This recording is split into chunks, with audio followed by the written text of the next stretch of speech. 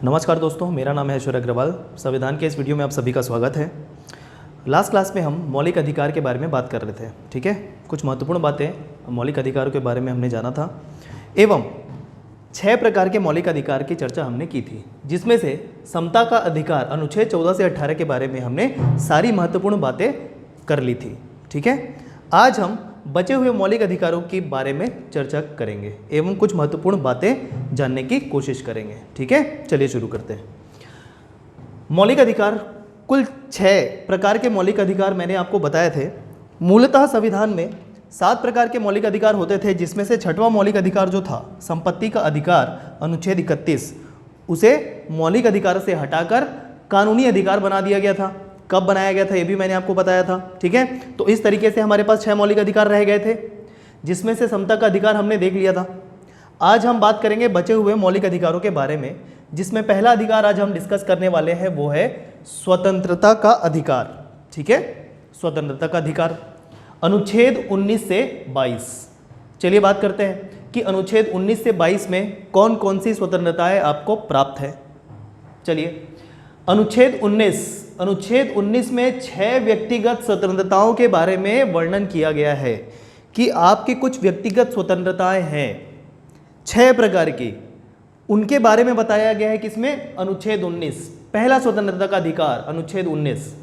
6 प्रकार की व्यक्तिगत स्वतंत्रताओं के बारे में बात करेंगे। चलिए शुरू करते हैं। पहला, वाक एवं अभिव्यक्ति की स्वतंत्रता। दूसरा, सम्मेलन करने की स्वतंत्रता। तीसरा, संघ बनाने की स्वतंत्रता। चौथा, संचरण या विचरण करने की स्वतंत्रता। पांचवा, निवास करने की स्वतंत्रता। छठवां, वृत्ति या व्यवसाय अपनाने की स्वतंत्रता। देखिए याद कैसे करेंगे। वाक एवं अभिव्यक्ति की स्वतंत्रता मतलब आपको कुछ भी अपनी बात रखने का या अभिव्यक्त करने की पूरी स्वतंत्रता होगी, लेकिन इस चीज का ध्यान रखिएगा कि ये जो आपकी अभिव्यक्ति है या विचार जो आप अपने रख रहे हैं, उसे किसी की मर्यादा, ठीक है, उससे किसी के मर्यादा खतरे में नहीं आनी चाहिए एवं देश की एकता एवं अखंडता भी खतरे में नहीं आनी चाहिए, ठीक है। ये चीज ध्यान रखिएगा। आप कुछ भी अभिव्यक्त तो कर सकते हैं, लेकिन एक मर्यादा के अंतर्गत, ठीक है, जिसे कि किसी की मान की हानि ना हो, ध्यान रखिएगा। तो याद करेंगे ये 6 का नाम जो व्यक्तिगत स्वतंत्रता है अनुच्छेद 19 के अंतर्गत। याद रखें, पहला वाक एवं अभिव्यक्ति की स्वतंत्रता, ठीक है, वाक एवं अभिव्यक्ति की स्वतंत्रता। दूसरा, जब हम कुछ बोल रहे हैं, अभिव्यक्त कर रहे हैं, किसमें कर रहे हैं? सम्मेलन में। ये याद करने का मैं ट्रिक आपको बता रहा हूं। सम्मेलन में अभिव्यक्त कर रहे हैं अपनी बातों को, ठीक। अब सम्मेलन में आपने अभिव्यक्त किया तो उससे क्या कंक्लूजन निकला कि आपको एक संघ बनाना चाहिए, तो संघ बनाने की स्वतंत्रता। देखिए जो मैं बोल रहा हूं ये याद कराने का ट्रिक है, ऐसा होता नहीं है, ठीक है, ध्यान रखिएगा, ट्रिक है ये बस। आपने कुछ अभिव्यक्त किया, कहां पर? सम्मेलन में। सम्मेलन में अभिव्यक्त करने के बाद आपने एक संघ बना लिया। संघ बना लिया, उसके बाद आपको उसके प्रचार करने के लिए देश के किसी भी हिस्से में संचरण करने की स्वतंत्रता है या भ्रमण करने की स्वतंत्रता है, ठीक। अब आप देश के किसी भी हिस्से में भ्रमण करने जाएंगे या भ्रमण करने की जो आपको स्वतंत्रता है, तो भ्रमण करते करते आप देश के किसी भी हिस्से में निवास भी कर सकते हैं, तो निवास करने की स्वतंत्रता एवं देश के किसी भी हिस्से में निवास करते हुए व्यवसाय एवं वृत्ति अपनाने की स्वतंत्रता।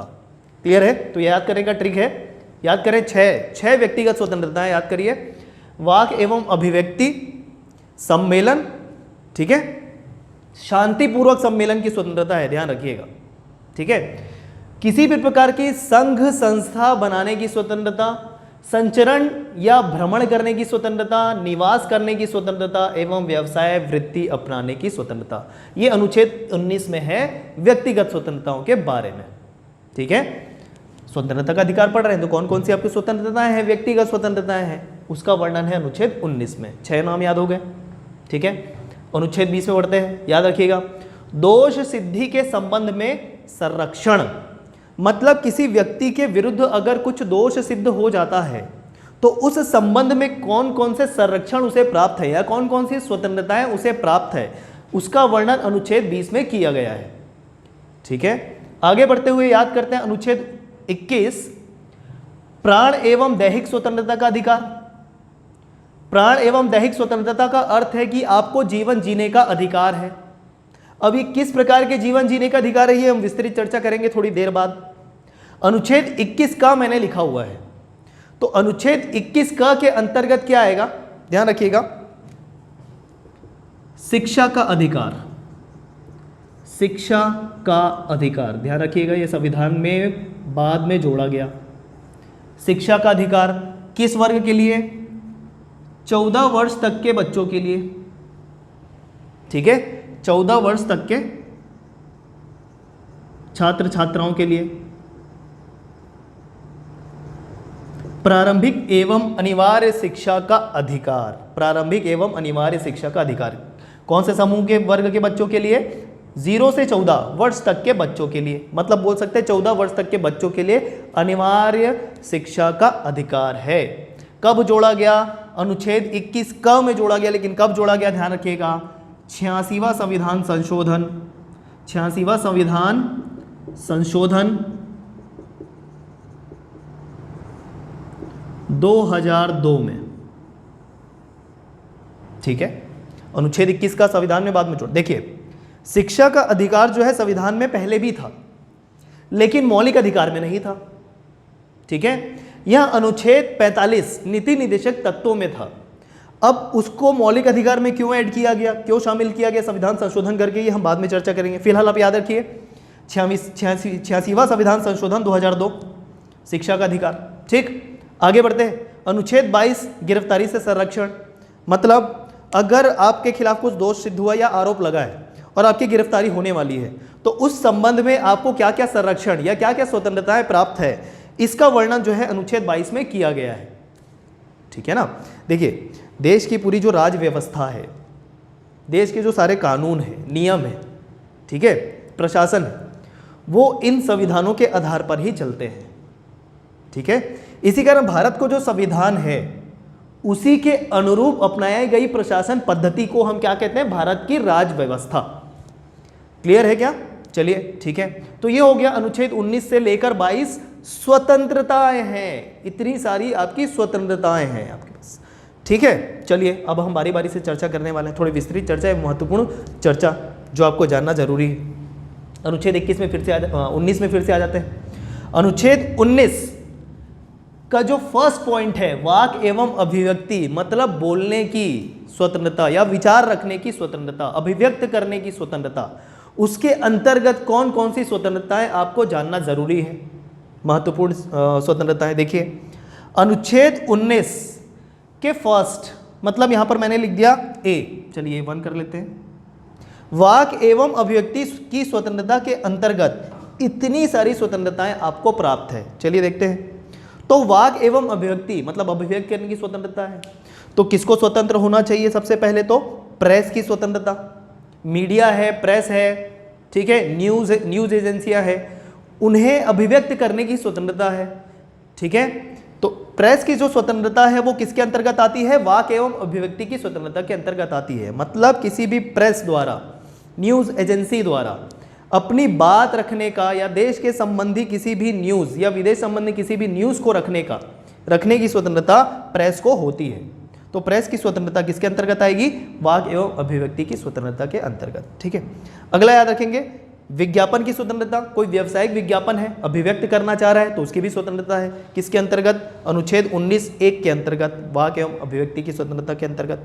आगे बढ़ते हैं। सरकारी गतिविधियों की जानकारी, सरकारी गतिविधियों की जानकारी की स्वतंत्रता है किसी भी देश के नागरिक को कि कौन कौन सी गतिविधियां हो रही है सरकार की। कुछ गतिविधियों को छोड़कर जो एकदम ही ज़्यादा कॉन्फिडेंशियल है, रक्षा संबंधी जो मामले हैं या जानकारियां हैं, उसको छोड़कर, ठीक है, मतलब कुछ कुछ ऐसी बातें जो जिसे गुप्त रखना अनिवार्य है, उसे छोड़कर कुछ गतिविधियों की जानकारी की जो स्वतंत्रता है वो भी प्राप्त है देश के निवासियों को, ठीक है। तो ये सरकारी गतिविधियों की जो जानकारी है उसे हम क्या बोलते हैं? RTI, नाम सुना होगा आपने, RTI, राइट टू इंफॉर्मेशन, सूचना का अधिकार। तो इसके अंतर्गत हम क्या कह सकते हैं कि किसी भी व्यक्ति को किसका अधिकार है? सूचना का अधिकार प्राप्त है, अनुच्छेद 19(1) के अंतर्गत। याद रखिएगा भाई, ठीक है। तो सूचना का अधिकार या राइट टू इंफॉर्मेशन किस अनुच्छेद के अंतर्गत आता है, ये आपसे एग्जाम में डायरेक्ट प्रश्न पूछ सकता है, ये ध्यान रखिएगा। ठीक है, डायरेक्ट प्रश्न आपसे पूछ सकता है। तो आगे बढ़े फिर, प्रदर्शन एवं विरोध का अधिकार। आपको अपनी बात रखने के लिए, अभिव्यक्त करने के लिए, आप अभिव्यक्त करना चाह रहे हैं क्योंकि अभिव्यक्ति की स्वतंत्रता है, तो आपको अपनी अभिव्यक्ति की स्वतंत्रता या विचार रखने की स्वतंत्रता के अंतर्गत प्रदर्शन या विरोध करने का भी अधिकार है। ठीक है, यह चीज ध्यान रखिएगा, प्रदर्शन एवं विरोध का अधिकार। क्लियर, आगे बढ़े। लेकिन ये सारी चीजें ध्यान रखिए, सारी चीजों में एक शर्त है कि शांति व्यवस्था बनी रहनी चाहिए, देश का कानून बना रहना चाहिए, देश की एकता एवं अखंडता बनी रहनी चाहिए, किसी व्यक्ति की गरिमा बनी रहनी चाहिए। ये सारी शर्तें फॉलो करते हुए ये सारी चीज़ें हैं, ये चीज़ आप ध्यान रखिएगा। ठीक है, ऐसा नहीं है कि अगर अभिव्यक्ति की स्वतंत्रता है तो किसी भी व्यक्ति के खिलाफ आप कुछ भी बोल देंगे। ठीक है, ऐसा नहीं है, तो ध्यान रखिए। तो प्रदर्शन एवं विरोध का अधिकार होगा। शांति का अधिकार है, शांत, देखिए किसी भी विषय से संबंधित अगर आपको अभिव्यक्त करना है अपने विचार, ठीक है, तो इसका ये मतलब नहीं है कि आप बोलकर ही अपने विचार रखेंगे, आप शांत रहकर भी अपने उस पर विचार रख सकते हैं। ठीक है, महात्मा गांधी का एक आप कथन याद होगा, पता होगा आप सभी को, कि मौन ही सबसे बड़ी अभिव्यक्ति है, मौन ही सबसे बड़ी या प्रभावी अभिव्यक्ति है, यह महात्मा गांधी ने कहा था। ठीक है ना, तो इसके तहत शांति का अधिकार भी आपको प्राप्त है। ठीक है, और क्या है, फोन टैपिंग के विरुद्ध अधिकार, कि अगर आपका कोई फोन टैप कर रहा है तो उसके विरुद्ध भी आपके अधिकार होंगे, आप उसके विरुद्ध न्यायालय में जा सकते हैं। ठीक है, तो फोन टैपिंग करने का अधिकार किसी को भी प्राप्त नहीं है, किसी व्यक्ति के अगेंस्ट में, ये चीज ध्यान रखिएगा। क्यों? क्योंकि आपको बोलने की स्वतंत्रता है। अब आपको बोलने की स्वतंत्रता है और कोई व्यक्ति आपका फोन टैप कर रहा है, रिकॉर्ड कर रहा है, ठीक है, तो इस संबंध में अभिव्यक्ति की स्वतंत्रता का हनन हो रहा है, तो इस वजह से फोन टैपिंग के विरुद्ध अधिकार भी प्राप्त है। आगे बढ़ते हैं, ये इंपॉर्टेंट है, ध्यान रखिएगा। मत देने, मतलब वोट देने हम जब जाते हैं, मत देने एवं खारिज करने का अधिकार, मतलब किसी चुनाव में खड़े उम्मीदवार को मत देना भी क्या है, अपने विचार अभिव्यक्त करना, कि भाई अगर कोई उम्मीदवार चुनाव में खड़ा है तो उसे हम मत दे रहे हैं, अपना वोट दे रहे हैं, इसका मतलब हम उनसे संतुष्ट हैं, उसका समर्थन कर रहे हैं। ठीक है ना, तो मतलब हम एक प्रकार से क्या कर रहे हैं, अभिव्यक्त कर रहे हैं, क्या करके, मत देकर, वोट डालकर। ठीक, अब यहां पर लिखा है खारिज करने का अधिकार। खारिज करने का अधिकार मतलब कोई चुनाव में व्यक्ति खड़ा है, उसे हम वोट नहीं दे रहे हैं, या फिर ध्यान रखिएगा 2013 में नोटा की व्यवस्था की गई थी। 2013 में किसकी व्यवस्था की गई थी, नोटा की। कब, चुनाव में, कि चुनाव में खड़े जितने भी उम्मीदवार हैं, आप किसी से सहमत नहीं हैं, हम किसी को भी वोट नहीं देना चाहते, लेकिन मत तो देना पड़ेगा। ये चीज ध्यान है ना आपको, कि सभी को मत देना चाहिए, वोट देना चाहिए। तो आप वोट देने के इच्छुक भी हैं, लेकिन किसी भी प्रतिनिधि उम्मीदवार से संतुष्ट नहीं है, तो क्या कर सकते हैं आप, चुनाव में जाके नोटा का बटन दबा सकते हैं। नोटा मतलब नन ऑफ द अबव, कि उनमें से, उपरोक्त में से कोई नहीं। ठीक है, तो इसका प्रावधान कब किया गया था, 2013 में। किसके अंतर्गत आता है, वाक एवं अभिव्यक्ति की स्वतंत्रता के अंतर्गत। मतलब आप अगर नोटा का बटन दबा रहे हैं, मतलब आप किसी को भी अपना वोट नहीं दे रहे हैं। ठीक है, मतलब आप ये अभिव्यक्त करना चाह रहे हैं कि आप किसी भी उम्मीदवार से संतुष्ट नहीं हैं। तो ध्यान रखिएगा, इतनी प्रकार की स्वतंत्रताएं जो है वो अनुच्छेद 19(1) के अंतर्गत आएगी, जो है वाक एवं अभिव्यक्ति की स्वतंत्रता। ठीक है, महत्वपूर्ण है, काफी याद रहनी चाहिए। जितनी भी चीजें मैंने बताया है काफी डिटेल में है, लेकिन कुछ कुछ महत्वपूर्ण बातें ही मैंने चुनकर आपको बताई है इसमें से। ठीक है, बाकी तो ये सारी चीजें क्लियर है कि आप सम्मेलन बना सकते हैं शांतिपूर्वक, संघ बना सकते हैं, विचरण कर सकते हैं, संचरण कर सकते हैं, घूम सकते हैं, कहीं भी निवास कर सकते हैं, हम व्यवसाय अपना सकते हैं। आगे बढ़ते हैं, अनुच्छेद 20, इसकी चर्चा करते हैं। चलिए, ये सारी चीजें क्लियर है, देख लीजिए, नोट कर लीजिए। चलिए, अब इन सब चीजों को मैं भी मिटा रहा हूं, ठीक है, क्योंकि हमें आगे की चर्चा करनी है।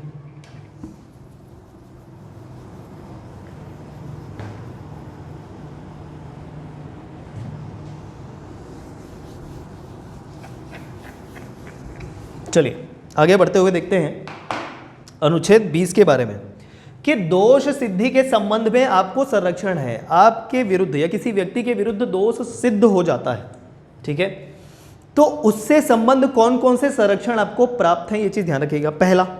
पहला याद रखिएगा, ऐसे कोई भी कृत्य किसी व्यक्ति द्वारा किए जाते हैं, ठीक है, एवं उस कृत्य का वर्णन कानून में नहीं है उस समय, कृत्य करने के समय उस दोष का वर्णन कानून में नहीं है, एवं वह कानून बाद में जाके प्रभावी हो जाता है या पहले रहा होगा वो हट जाता है, तो किसी भी व्यक्ति द्वारा किए गए कृत्य के समय अगर वह कानून प्रभावी नहीं है तो उसे दोष सिद्ध नहीं ठहराया जाएगा। किस आधार पर? कि वह कानून पहले था लेकिन अब नहीं है, लेकिन अब ऐसा कोई कृत्य हो गया, ठीक है। तो कृत्य करने के समय अगर वह कानून प्रभावी नहीं है लेकिन पहले था तो किसी भी व्यक्ति को उस आधार पर दोषी नहीं ठहराया जाएगा, ठीक है। तो कोई भी पूर्व पद प्रभावी कानून नहीं होना चाहिए, यह चीज आप ध्यान रखिएगा। यह है मेंशन किसमें? अनुच्छेद 20(1) में। यह आपको पहला संरक्षण है, मतलब दोष कृत्य करते समय के प्रभावी कानून के अनुरूप ही दंड दिया जाएगा, ठीक है, कोई पूर्व पद प्रभावी कानून के आधार पर नहीं, ठीक है। क्लियर है? आगे बढ़ते हैं।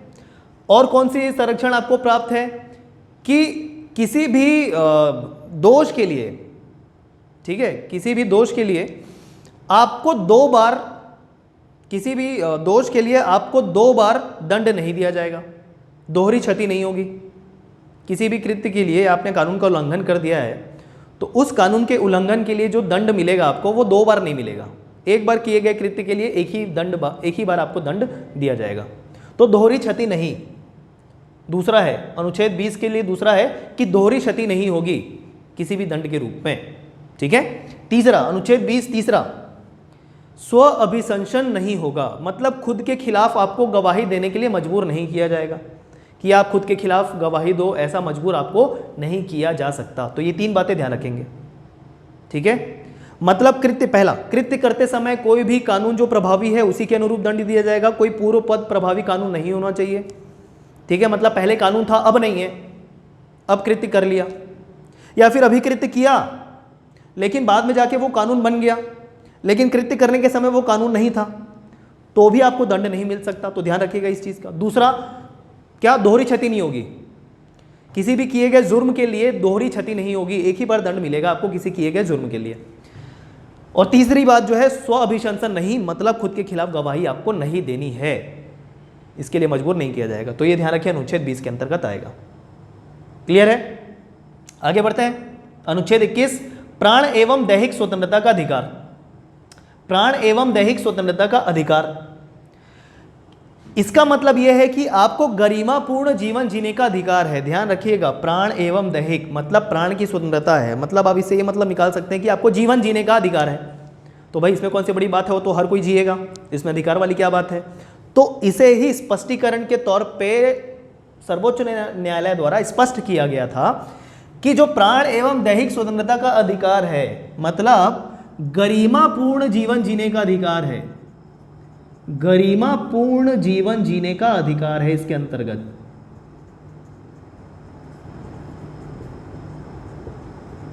ठीक है, गरिमापूर्ण जीवन जीने का अधिकार है, मतलब गरिमापूर्ण जीवन जीने के लिए जितनी भी चीजें आवश्यक होंगी उन सब का अधिकार आपको है।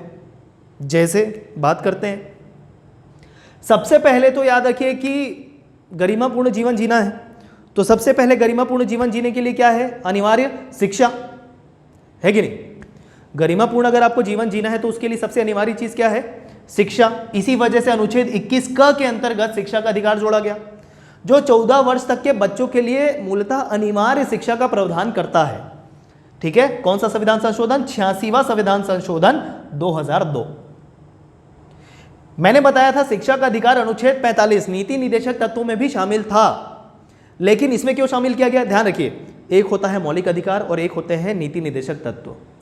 मौलिक अधिकार किसी भी नागरिक के मौलिक अधिकार को दर्शाता है, आवश्यक अधिकारों को दर्शाता है। मतलब ये सारे मौलिक अधिकारों को किसी व्यक्तियों के लिए अनिवार्य किया गया है। मतलब राज्यों के प्रशासन को इसे इंप्लीमेंट करने के लिए आवश्यक लागू करने के लिए जोर दिया गया है।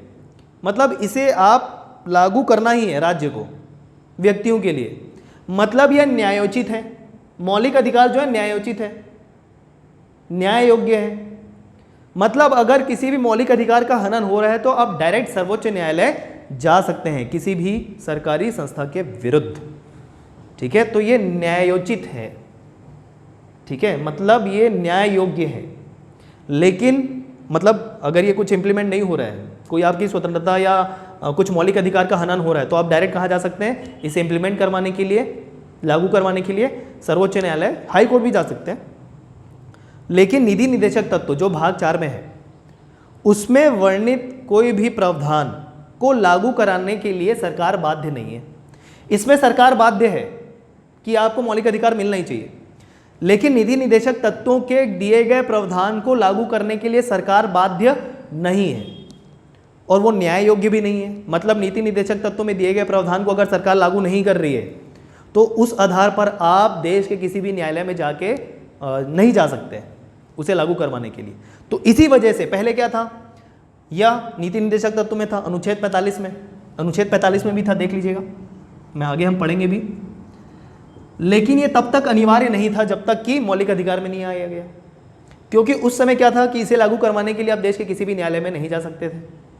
लेकिन अब जा सकते हैं। अगर कोई बच्चा है जो वंचित है, 14 साल से पहले तक का कोई बच्चा है और उसे यह अधिकार प्राप्त नहीं हो रहा है, तो आप न्यायालय में जा सकते हैं। एकदम क्लियर है आपको सारी चीज़ें? चलिए आगे बढ़ते हैं। अच्छा, इसमें और मैं बता रहा हूँ क्या होगा। पहला तो शिक्षा अनिवार्य है गरिमापूर्ण जीवन जीने के लिए। दूसरी चीज़ ये कि स्वस्थ वातावरण में जीने का अधिकार है। ठीक है, शुद्ध जल, भोजन आदि सबका अधिकार है आपको, शुद्ध वातावरण, शुद्ध वायु। ठीक है, तो स्वस्थ पर्यावरण में जीवन जीने का आपको अधिकार प्राप्त है। इसके अंतर्गत और क्या आता है? गरिमापूर्ण जीवन जीना है तो आपको एक निजता होनी चाहिए, आपकी एक प्राइवेसी होनी चाहिए। ठीक है, तो निजता का अधिकार भी इसके अंतर्गत आता है।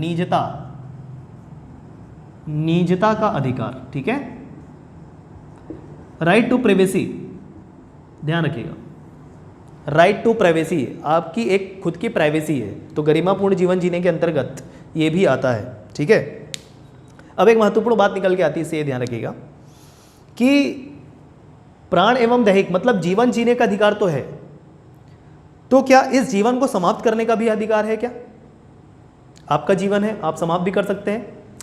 पहले सामान्य परिस्थितियों में आपको अपने जीवन को समाप्त करने का कोई अधिकार नहीं है, ये चीज़ ध्यान रखिए। जीवन जीने का तो अधिकार है, लेकिन सामान्य स्थिति में आपको अपने जीवन को नष्ट करने का कोई भी अधिकार नहीं है, अपने जीवन को समाप्त करने का अधिकार नहीं है। ठीक है, मतलब बोल सकते हैं कि मरने की स्वतंत्रता नहीं है। लेकिन ध्यान रखिए 2018 एक बहुत ही महत्वपूर्ण साल है अनुच्छेद 21 से संबंधित। 2018 में पैसिव यूथेनेसिया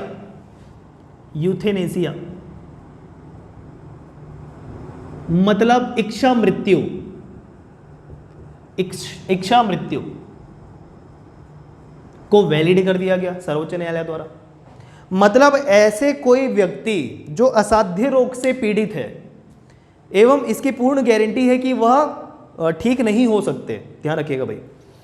यूथेनेसिया का मतलब देखिएगा इच्छा मृत्यु होती है, लेकिन उसके लिए शर्त है क्या, कि ऐसे व्यक्ति जो ऐसे रोग से ग्रसित हैं जो ठीक नहीं हो सकता, असाध्य रोग से ग्रसित है। जैसे कोई व्यक्ति मान लो 10-20 साल से कोमा में है, अब उसके ठीक होने की कोई गारंटी नहीं है, तो हम एक गरिमापूर्ण जीवन के अंतर्गत उससे उसकी इच्छा मृत्यु को अलाउ कर सकते हैं, जिसे सुखद पूर्ण मृत्यु भी कहते हैं। ठीक है, सुखद मृत्यु भी कहते हैं। ठीक है, तो ऐसे व्यक्ति जिसका रोग जो है वो ठीक नहीं हो पाएगा, ठीक है, तो उसके लिए क्या लागू कर दिया गया 2018 में सर्वोच्च न्यायालय द्वारा भारत देश में? पैसिव यूथेनेसिया, इच्छा मृत्यु। ये आप ध्यान रखिएगा। इससे पहले जो है 2018 में ये प्रतिबंधित था, ठीक है, लेकिन 2018 में इंडिया में अलाउ हो गया है, लेकिन शर्त मैंने आपको बता दी, ये ध्यान रखिएगा, ठीक है। बहुत सारे विश्व के देशों में यूथेनेसिया जो है पहले से ही वैलिड है, ठीक है, लेकिन भारत देश में 2018 में हुआ, कंडीशन आपको बता दिया मैंने। तो अनुच्छेद 21 क्लियर है क्या आपको? ये सारी बातें आपकी अनुच्छेद 21 में आएंगी, ठीक है। और क्या महत्वपूर्ण बात याद रखना है अनुच्छेद 21 से? अनुच्छेद 21 सबसे अधिक मौलिक प्रदान करने वाला अनुच्छेद है, सबसे अधिक मौलिक अधिकार प्रदान करने वाला अनुच्छेद है। अनुच्छेद 21 सबसे अधिक मौलिक अधिकार प्रदान करने वाला अनुच्छेद है। इसी वजह से अनुच्छेद 21 को संविधान का मैग्ना कार्टा कहा जाता है, संविधान का मैग्ना कार्टा कहा जाता है। किसे? अनुच्छेद 21 को।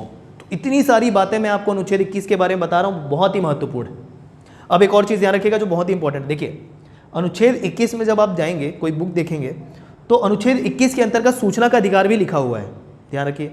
और सूचना का अधिकार मतलब राइट टू इन्फॉर्मेशन, लेकिन मैंने क्या बताया था कि राइट टू इन्फॉर्मेशन जो सूचना का अधिकार है वो किस में है? अनुच्छेद 19(1) में।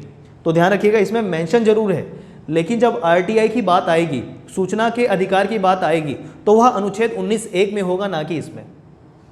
कुछ बुक में मेंशन है इसमें कि अनुच्छेद 21 के अंतर्गत क्या है? सूचना का अधिकार, लेकिन सूचना का अधिकार आपका किस में आएगा? अनुच्छेद 19(1) के अंतर्गत, व्याग एवं अभिव्यक्ति की स्वतंत्रता के अंतर्गत, ठीक है।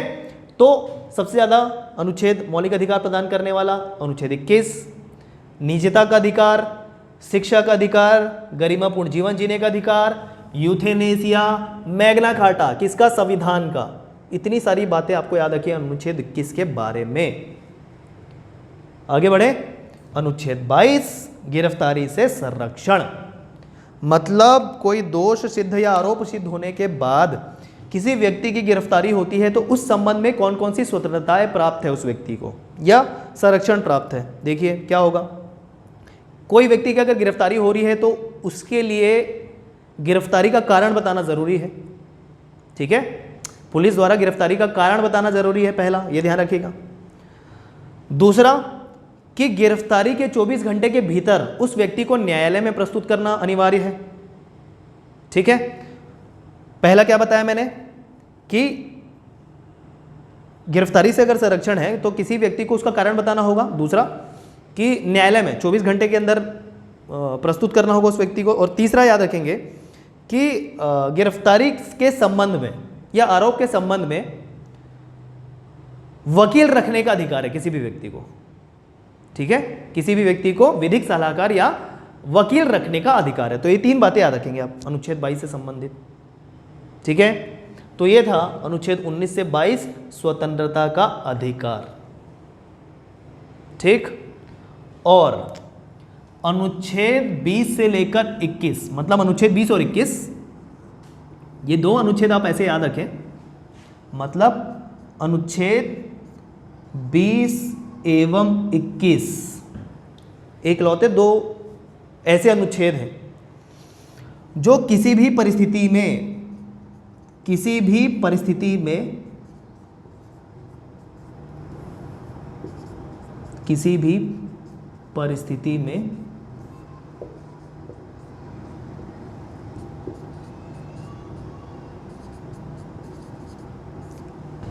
इनका निषेध नहीं किया जा सकता।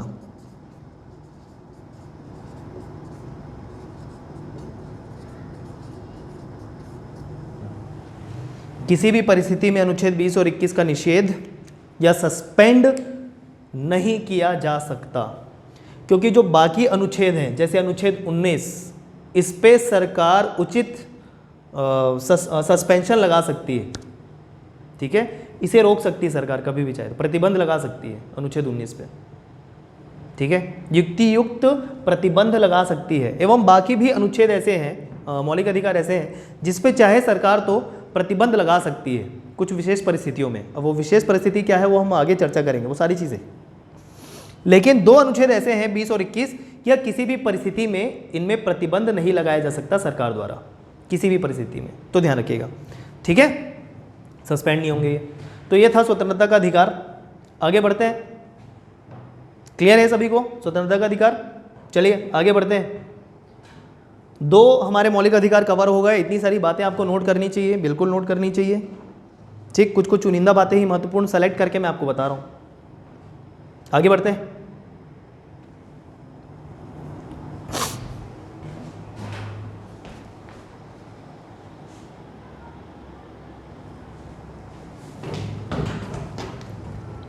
चलिए आगे बढ़ते हुए हम देखते हैं शोषण के विरुद्ध अधिकार।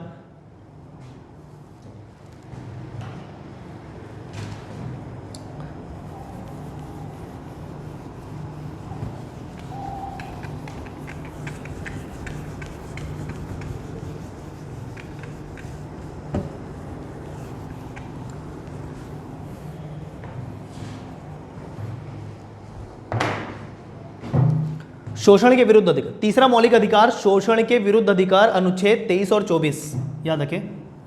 अनुच्छेद 23 और अनुच्छेद 24। ठीक है, क्या है अनुच्छेद 23 और 24? नाम याद करने की कोशिश करते हैं, यहां से सब सिर्फ नाम महत्वपूर्ण है। तो देखिए अनुच्छेद 23 बालात श्रम, ध्यान रखिएगा शब्दों पे, बालात श्रम एवं मानव दुर्व्यापार का प्रतिषेध करता है।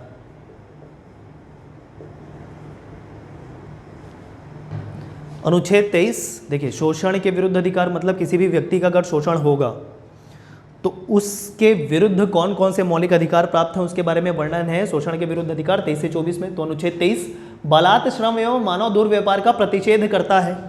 बालात श्रम मतलब बालात शब्द का अभिप्राय क्या होता है कि जबरन, मजबूरी में, फोर्सफुली,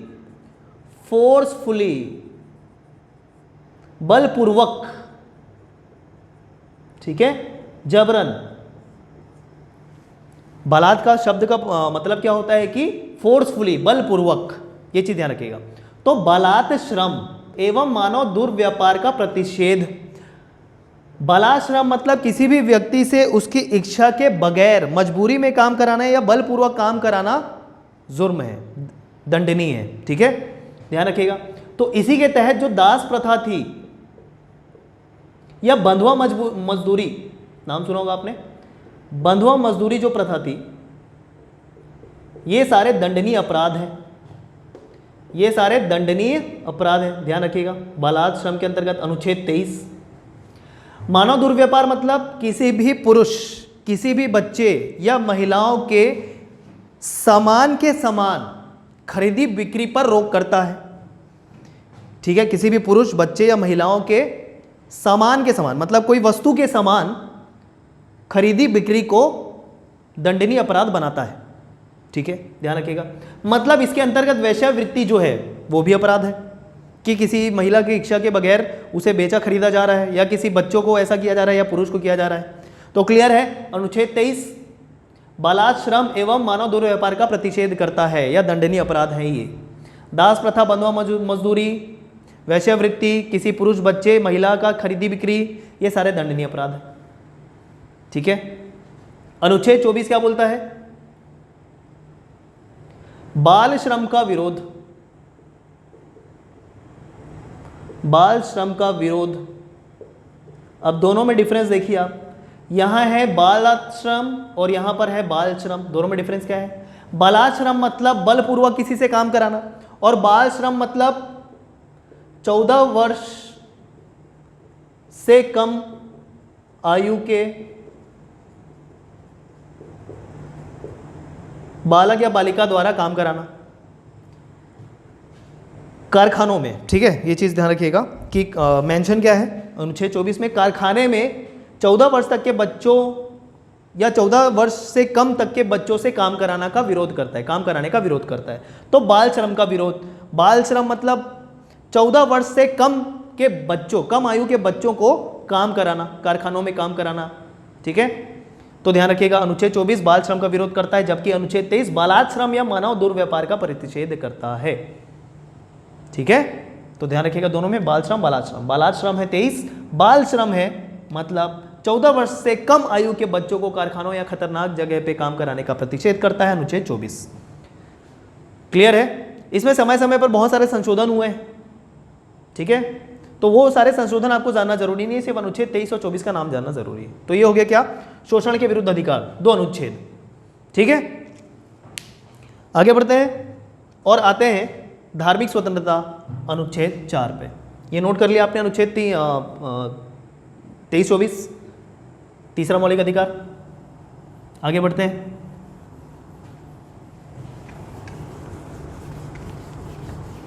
चलिए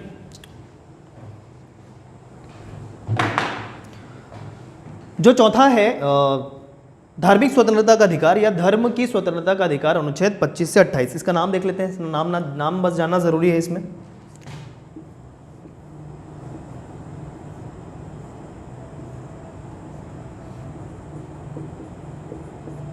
अनुच्छेद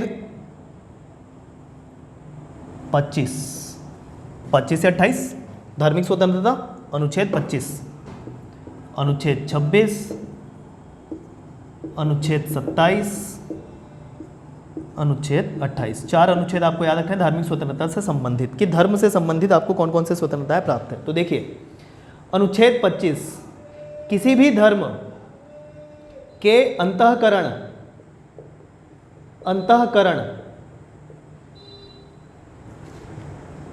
मानना, उसका आचरण करना एवं उसका प्रचार प्रसार करना। 4 शब्द याद रखेंगे, अंतःकरण, उस धर्म को मानना, उसका आचरण करना एवं उसका प्रचार करना। इन सब की स्वतंत्रताएं प्राप्त है आपको अनुच्छेद 25 के अंतर्गत। किसी भी धर्म के अंतःकरण, उस धर्म को मानना, उसका आचरण करना एवं उसके प्रचार की स्वतंत्रता, अनुच्छेद 25। धर्म के बारे में स्वतंत्रता देख रहे हैं। आगे बढ़ते हैं, अनुच्छेद 26 किसी भी धर्म के, ध्यान रखिए मैं बोल रहा हूं किसी भी धर्म ना, किसी भी धर्म के बारे में, किसी भी धर्म के प्रबंध की स्वतंत्रता।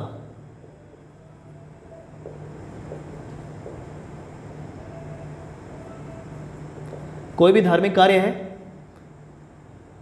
उसकी जो प्रबंध करना है, उसका प्रबंध करना है, तो उसकी स्वतंत्रता प्राप्त है किसके अनुच्छेद के अंतर्गत, अनुच्छेद 26 के अंतर्गत। ठीक है, तो धर्म के प्रबंध की स्वतंत्रता या धार्मिक कार्यों के प्रबंध की स्वतंत्रता। ठीक है, कोई भी धार्मिक कार्य है उसके प्रबंध आप कर सकते हैं बिल्कुल। अनुच्छेद 27 धार्मिक कार्यों से संबंधित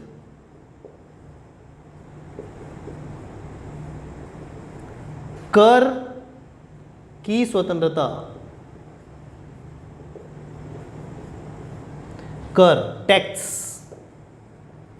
मतलब किसी भी धार्मिक कार्यों से जुड़े आप कार्य कर रहे हैं, उस कार्य के लिए आप कुछ पैसे दे रहे हैं, तो उस पैसे के लिए आपको कर ना देने की स्वतंत्रता होगी। तो मैंने लिखा है धार्मिक कार्यों से संबंधित कर की स्वतंत्रता, मतलब किसी भी धार्मिक कार्य से जुड़े अगर आप पैसे देते हैं तो उस संबंध में आपको कर नहीं देने की स्वतंत्रता होगी।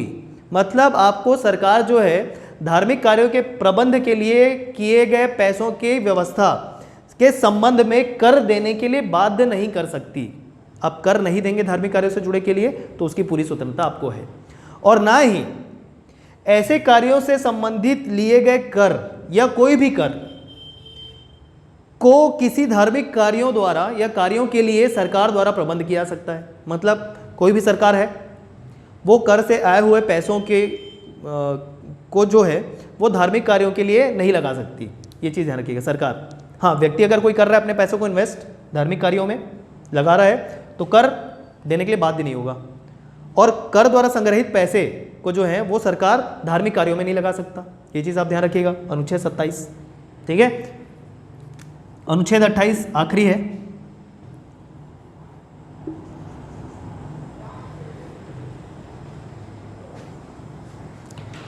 धार्मिक शिक्षा धार्मिक शिक्षा का वर्णन है, धार्मिक शिक्षा संबंधी स्वतंत्रता।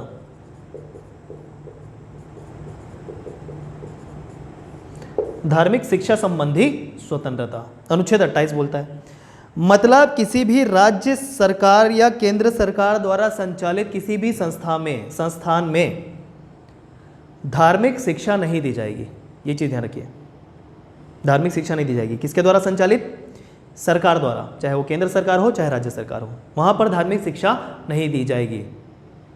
ठीक है, तो क्या कोई निजी संस्था दे सकती है? बिल्कुल, पूर्णतः कोई निजी संस्था है अगर वह किसी धर्म विशेष से संबंधित शिक्षा देती है तो उसे उसका पूरा अधिकार होगा, लेकिन वहाँ पर पढ़ने वाले किसी भी छात्र द्वारा उस धार्मिक शिक्षा को ग्रहण करना या नहीं करना उसके ऊपर है।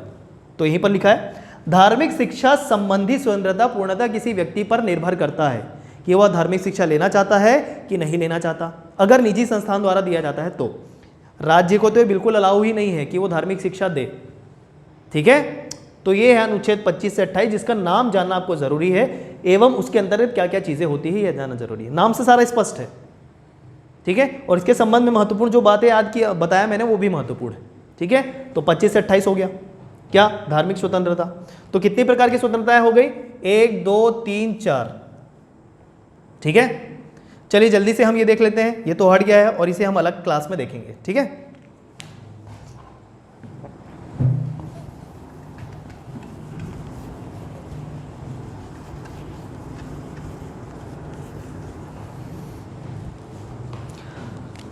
अनुच्छेद 29 30, दो अनुच्छेद याद रखेंगे, अनुच्छेद 29 अनुच्छेद 30। क्या है नाम मौलिक अधिकार का? संस्कृति एवं शिक्षा संबंधी अधिकार। किसे संस्कृति एवं शिक्षा संबंधी अधिकार बनाने का हक है? देखते हैं, सभी को, ध्यान रखिएगा। लेकिन मेंशन क्या है? अल्पसंख्यकों द्वारा, अल्पसंख्यकों द्वारा उनकी भाषा, बोली, लिपि एवं संस्कृति को संरक्षित या बनाए रखने का अधिकार, बनाए रखने का अधिकार होगा। तो क्या सिर्फ भारत के अल्पसंख्यकों को ही ऐसा अधिकार प्राप्त है, बहुसंख्यकों को नहीं? तो ध्यान रखिएगा, किसी भी राज्य विशेष में अल्पसंख्यक का निर्धारण किसी धर्म विशेष से नहीं होता, उस क्षेत्र में पाए जाने वाले धर्म विशेष की जनसंख्या पर निर्भर करता है। जैसे किसी राज्य में अगर मुस्लिम अल्पसंख्यक है तो ऐसा भी हो सकता है कि किसी राज्य में हिंदू या कोई अन्य धर्म के लोग भी अल्पसंख्यक हो सकते हैं और दूसरा धर्म बहुसंख्यक हो सकता है। तो ऐसा कोई भी निर्धारण या निर्धारित नहीं है कि कोई धर्म विशेष अल्पसंख्यक पूरे देश में होगा, ऐसा नहीं है। तो अल्पसंख्यक का मतलब देश के आने वाले सभी धर्म, इसके अंतर्गत आने वाले सभी धर्म अल्पसंख्यक हो सकते हैं। मतलब सभी धर्म के लोगों द्वारा या सभी समूह के व्यक्ति द्वारा या सभी पंथ के व्यक्तियों द्वारा उनकी भाषा, बोली, लिपि एवं संस्कृति को बनाए रखने का अधिकार होगा। ये आप ध्यान रखिए। ठीक है, अनुच्छेद 30, अनुच्छेद 30 क्या बोलता है? अल्पसंख्यकों द्वारा इन सब को संरक्षित रखने के लिए, किसी किसे भाषा, बोली, लिपि, संस्कृति को संरक्षित या बनाए रखने के लिए शिक्षण संस्था के गठन का अधिकार।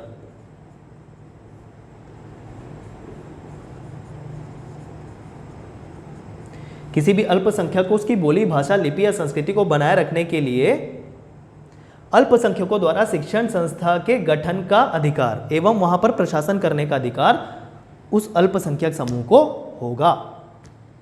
क्लियर है? ये ऊपर वर्णित बातों के आधार पर ही है कि इन्हीं आधार पर शिक्षण संस्थाओं का गठन का अधिकार होगा किसे? अल्पसंख्यकों को। तो ये हो गया अनुच्छेद 29 30। क्या? संस्कृति एवं शिक्षा बनाए रखने का अधिकार। तो ये हो गया हमारे 5 प्रकार के मौलिक अधिकार। ठीक है, संपत्ति का अधिकार हटा दिया गया था और उसे कानूनी अधिकार बना दिया गया था। कब? मैंने बता दिया है।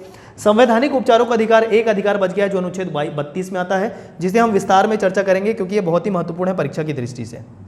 ठीक है, ये ध्यान रखिएगा। कितने प्रकार के संवैधानिक उपचार आपको प्राप्त हैं संविधान द्वारा, उसकी विस्तार में हम चर्चा करेंगे। तो ये हो गए 5 प्रकार के मौलिक अधिकार, छठवां हटा दिया गया है, सातवां हम देखेंगे अगली क्लास में। ठीक, अब यहाँ पर मैंने एक चीज़ लिखा है कि अनुच्छेद 15, 16, 19, 29, 30 ये अनुच्छेद है जो मौलिक अधिकार के अंतर्गत आ रहे हैं। तो इनके बारे में आपको क्या लिखना है कि ये जो अनुच्छेद है, अनुच्छेद 15, 16, 19, 29, 30, यह केवल भारतीय नागरिकों को प्रदान किए गए ही मौलिक अधिकार होंगे। 15, 16, 19, 29, 30 यह अनुच्छेद या यह मौलिक अधिकार केवल भारतीय नागरिकों को ही प्रदान किए गए हैं, ना कि विदेशी नागरिकों को। और बचे हुए सारे जो अनुच्छेद हैं या मौलिक अधिकार हैं वो विदेशियों एवं भारतीय नागरिक दोनों को प्रदान किए गए, लेकिन ये केवल किनको प्रदान किए गए हैं? भारतीय नागरिक को, ना कि विदेशियों को। ठीक है, तो क्लियर है इतनी सारी चीजें आज की क्लास में। अगली क्लास में क्या देखेंगे मैंने बता दिया, इसे आप नोट करके कॉपी में अच्छे से रिवाइज करिएगा। कंफ्यूजन होता है लेकिन समाधान क्या है? निरंतर उसे पढ़ना एवं लिंक करके पढ़ना। ठीक है, नमस्कार।